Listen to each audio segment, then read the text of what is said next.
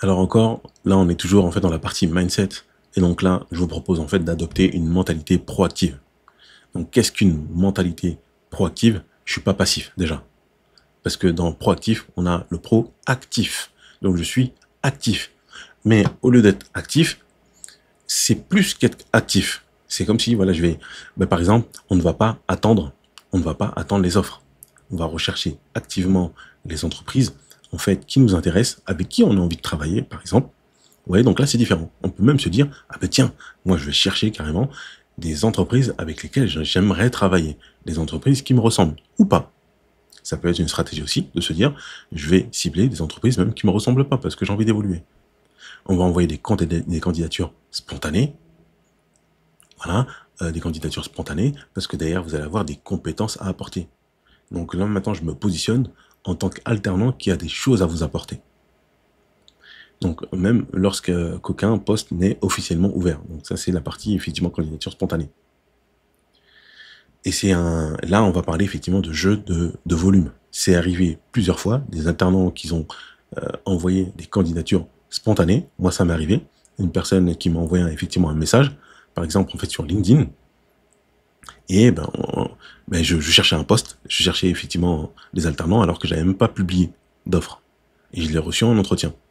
L'idée, c'est aussi en fait de contacter directement les responsables, les décideurs, effectivement. Donc là, vous pouvez utiliser LinkedIn, comme on vient de le voir dans l'exemple, pour identifier et approcher les recruteurs ou managers des entreprises ciblées avec un message personnalisé et pertinent. N'oubliez pas, on ne va pas demander est-ce que vous recrutez des alternants. Non, nous on est là pour aider. On propose nos services. Et bien sûr, il faut avoir des services à proposer. Ça, vous l'avez compris. Je vais le répéter plusieurs fois afin que vous puissiez en fait mieux comprendre. Essayez, donc là, ça c'est la partie réseautage, networking, participer en fait aux événements professionnels, sortez de votre zone de confort. Soyez présent au salon de recrutement, au job dating, au forum étudiant pour rencontrer directement en fait les recruteurs et vous démarquer par le contact humain. Voilà, parce que et souvent ce qui fait aussi la différence, c'est l'impact que vous allez laisser après votre visite. Est-ce qu'on va se souvenir de vous ou pas? Est-ce que vous allez créer de l'émotion ou pas?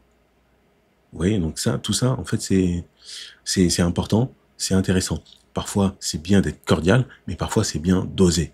On va oser faire des choses nouvelles, on va oser faire la différence. Relancer stratégiquement. Donc après le premier contact ou l'envoi, par exemple, d'une candidature, il ne faut pas hésiter, en fait, à relancer. Vous pouvez relancer une fois, deux fois, trois fois, quatre fois. Ça montre effectivement votre détermination, ça montre votre motivation, vous faites la différence avec les autres et ça montre aussi votre professionnalisme. Il y a des manières de relancer, voilà. Donc, mais là, déjà, vous avez pas mal de points qui vont vous aider à évoluer et à être meilleur, en fait, au quotidien, de jour en jour, et à avoir une alternance, à être une personne qui va être beaucoup plus embauchable, à être une personne qui va avoir de vraies valeurs ajoutées.